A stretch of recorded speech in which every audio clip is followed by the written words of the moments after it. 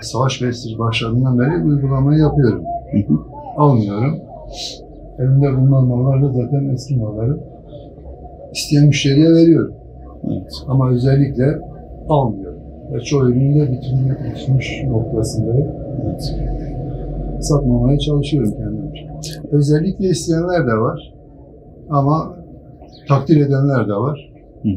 Öylece gidiyoruz. Karınca misali kendimce destek vermeye çalışıyorum. Elimden gelen bu. Daha fazlası gelse daha fazlasını yaparım ama şu an yapabildiğim bu. Ama herkesin destek vermesi lazım bu boykota. Özellikle İsrail'de destekçileri dahil olmak üzere. Sadece İsrail mallarıyla yetmiyor. Bütün destekçilerini boykot etmek lazım. Vallahi çok şey var, anlatacak çok şey var da adam özellikle kola olmasa yok diyor. Ya Ramazan'da oruç tutmuşsun, iftarını kolayla açıyorsun.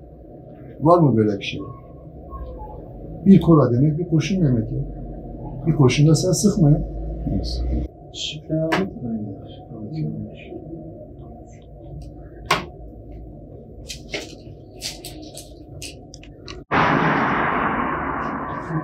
Anlaşıldı.